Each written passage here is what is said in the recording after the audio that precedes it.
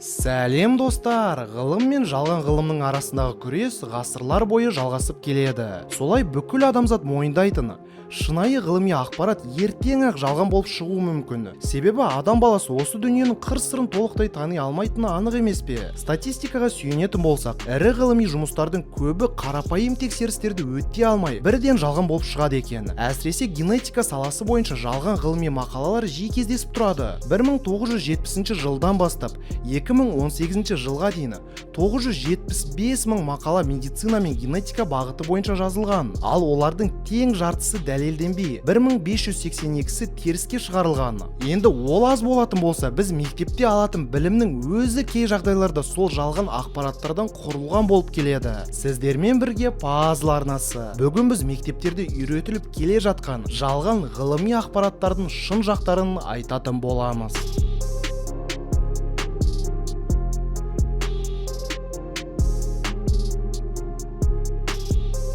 Ал енді видеомыз басталмастан лайктарыңызды аямай басып, арнамызға әлі күнге дейін тіркелмеген жандар болатын болса, міндетті түрде қызыл подписаться батырмасына басып, пазл деген үлкен отбасының бір мүшесі болып кетіңіздер. Жоқ, шын достар, бірақ батырма басу еш қиыны жоқ, сондықтан тіркеліп кетіңіздер. Ал біз бастай берейік. Жалпы ғылым дегеніміз ол дүние танудың қайнар көзі.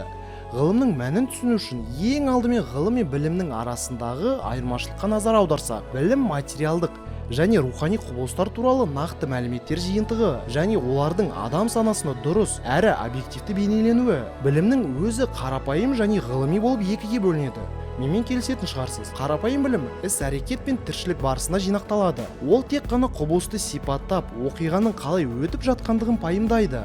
Ал енді ғылыми білім терең де мазмұнды. Ол құбылысты тек сипаттай ғана қоймай, оның себебін, өткені мен болашағын түсіндіріп, олардың ішкі табиғатын, мәнді жақтары мен маңызды байланыстарын ашып, оның даму заңдылықтарын айқындайды. Ал енді дәл сол ғылыми білімде қателікті жіберу бүкіл адамзат баласына қатерлі әсерін тигізеді. Жалған білім кімді дұрыс жолға апарады дейсіз? Солай бүкіл әлемде 10 шақты жылдар бойы жалған ақпараттар мектептерде үйретіліп келеді. Тіпті сіз бен біз де шетте қалмай, сол оқулықтарда кездесетін кейбір теріс ғылыми дүниелерден білім алып келгенбіз. 1874 жылы әйгілі неміс ғалымы Эрнест Геккель өзінің эволюциялық эмбриондар суретінің жариялайды. Оның айтуынша кез келген организм эмбрионалды кезеңде эволюциялық даму тізімін қайталайды екен. Тіпті Дарвиннің өзі Геккельдің суреттерінің ең дәлелдемелі жұмыс деп санаған. Геккель Адам Эмбрионын дамудың 3 кезеңіне бөліп, оны балық, саламандра, тасбақа, тауық, шошқа, сиыр және қоян эмбриондармен салыстырды. Осы эмбриондардың ұқсастығы Дарвиннің барлық тірі ағзалардың ортақ атасы бар деген пікірге де сай келетін. Алайда ол эмбриондарды өз қалауы бойынша бір-бірлеріне ұқсатқан. Геккельдің өтірігі кеш болса да сыртқа шықты. Эмбриондық эволюция суреттеріндегі эмбриондар расында да бір-бірлеріне өте қатты ұқсас болып келеді.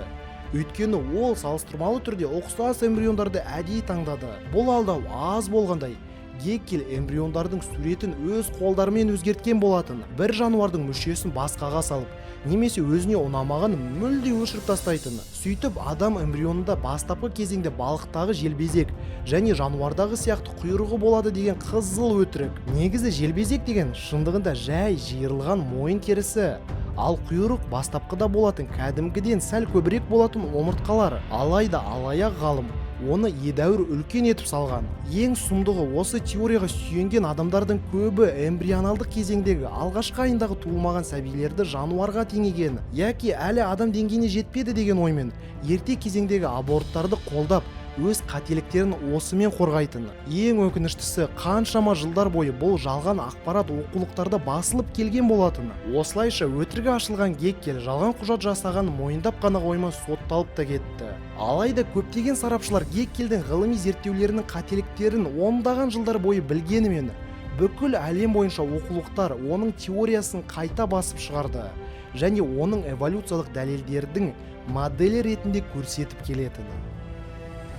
Барлығымыз білетін шығармыз, эволюциялық ілімнің ең осал тұсы ол маймыл адам болғанға дейінгі аралық тұқымның қаңқасы немесе қандай да бір кішкентай бір дерегінің болмау еді. Дарвин болса қазір бұл аралық тұқымның қаңқалары табылмағанымен келешекте міндетті түрде табылуы тиіс деген үмітпен көз жұмды. Енді эволюциялық ізбасарлар ілімді дәлелдейтін дерек іздеп шарқ ұрды. Сөйтіп жүргенде қопарылған топырақ арасында белгісіз бір тіс табылады.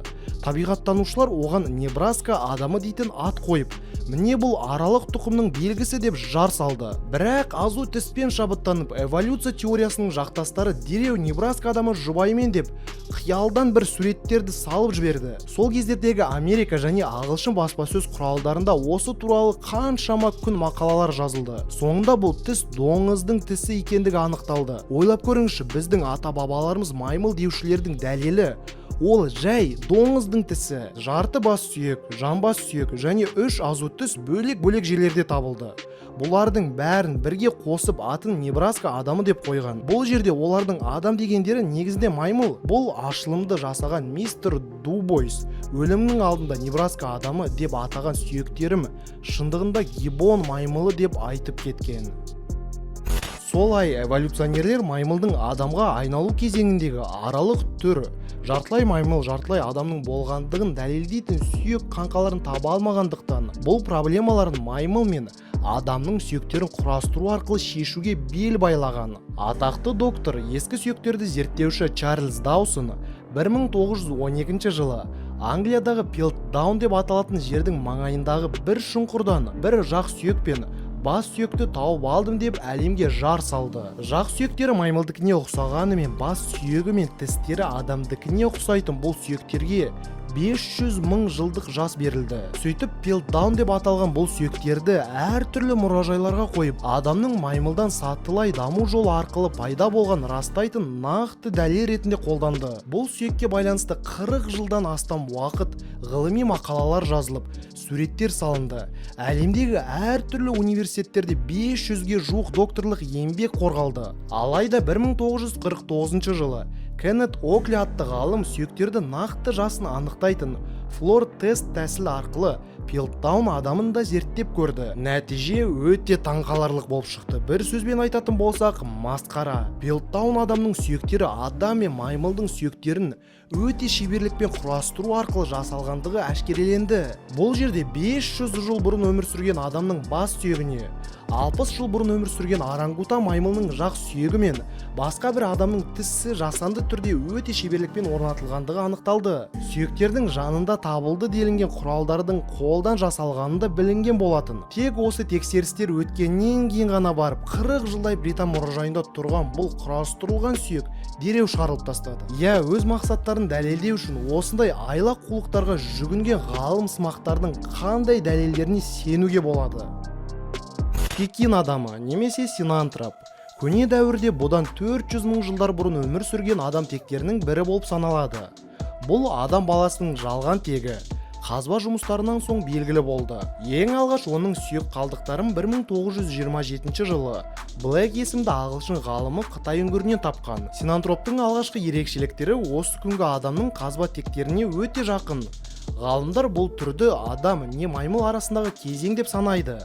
Үңгірде табылған қаңқалар мен қарулар және сөнген ошақ қалдықтары эволюционерлерге бұл маймыл адамдардың қалдықтары деуге тағы да бір себеп болды. Алайда үлкен зерттеулер өткеннен кейін тағы да бұл жай ғана маймылдардың сүйектері болып шықты. Жай оларды сол кезде өмір сүрген адамдар жеп қойғанға да дәлелдер табылды. Демек ол кезде маймыл тәрізді адамдар емес, біз сияқты саналы, тіпті аңға да шыға алатын адамдар болды деген сөз. Австралопитектер жоғары дамыған екі аяқты приматтар деп ғалымдар айтады. Ал сіз барлығын жақсы түсініп отырған шығарсыз. Бұл жолы да маймылдың сүйектері табылды. Австралопитектердің сүйек қалдықтары алғаш рет 1924 жылы оңтүстік Африкада табылған. Олардың биіктігі шимпанзелер сияқты және салмағы 50 килограммға жуық. Дәлі шимпанзелер сияқты. Мидың көлемі 500 сантиметр кубке жетеді. Дәлі кім сияқты? Дұрыс, шимпанзелер сияқты. Осы ерекшеліктерге сәйкес австралопитектер адамзатқа емес, кез келген маймылдарға жақынырақ болып келеді. Демек, осы аты шулы Люси есімді маймылдың бас сүйегі де адамның пайда болуына бірде байланысы жоқ екен. Ол да жай маймылдың қалдық сүйектері. Осылайша әлеуметтік дарвинизм дами келе қоғамдық тәкаппарлық пен нәсілдік бөлінушіліктің өрістеуіне жол ашылды. 100 жылдан астам уақыт бұрын Бронкс хайуанаттар бағында африкалық Отто Бенга есімді адам торға салынған. Ер адам хайуанаттар бағында даулы көрерменге адам мен маймылдың даму кезеңіндегі бір сатысы болған экспонат ретінде пайдаланылды. Бенга хайуанаттар бағында жүрген кезде адамгершілікке жатпайтын жағдайда болған. Ол бір уақытта жүздеген адамдармен кездесуге мәжбүр болды. Маймылдардың арасында өмір сүрді, қалдықтармен қоректенді. Айта кететін жайт, Оттода өзінің отбасы мен балалары болған. Бірақ оны келген адамдар күштеп алып осы жануарлардың арасына отырғызып қойған. Ақыры осындай өмірге шыдай алмаған Бенга өзіне қол салды. Сол тұста осындай қара нәсілді адамдарды хайуанаттар паркінде жиі кездестіруге болатын. Осы жағдай дәл сол дарвинизм үшін. Дарвиннің қателі ғылыми теориясы қаншалықты көп қателік пен жаман жағдайларға әкелетінін айта берсек, видеомыз бітпейтін сияқты. Дарвин теориясы ғасырға жуық уақыт бойы адамзатты адасуға, оның миын улануына, соқыр сенімге және биология ғылымына теріс дамуына жол ашты. Бұған қарамастан көптеген биолог ғалымдар оның идеясын әлі күнге дейін құптайды. Және бұның барлығы кейбір оқулықтарда әлі күнге дейін басылып жүр. Алайда бүгінгі видео бұның барлығы қаншалықты қате екеніне дәлел. Достар, міндетті түрде осы видеомен әлеуметтік желілерде бөлісіп отырыңыздар. Себебі бұл жалған ғылыми теориялар жайлы әр адам білуі тиіс. Достарыңыз бен сыныптастарыңызға, туыстар мен көршілеріңізге бұл видеоны жібере беріңіздер. Және де пікір алаңға өз ойларыңызды жазып қойыңыздар. Бұл видеоны барша таралуына көмек етіңіздер. Лайк басып, арнаға тіркелуге ұмытпаңыздар. Бұл да видеоны таралуына үлкен әсерін тигізеді. Және ең бастысы, ешкімге алданбаңыздар. Және өздеріңізде алдамаңыздар. Бүгінге осы. Пазлға жазыл.